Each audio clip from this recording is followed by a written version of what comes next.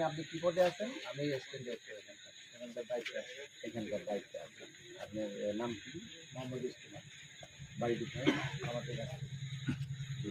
আপনি সম্মানিত লোক, তাই না? অনেক সম্মানিত লোক।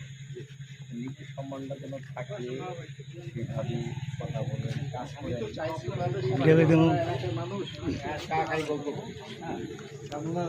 নতুন না, এলাকাবাসী অনেক ভালো দেখছে, আজকে ফলো করার পর আজকে এই ঘটনা করতে এলাকাবাসী। ওগুলো তো হয়েছে তো, রাখেন এখন রাখেন।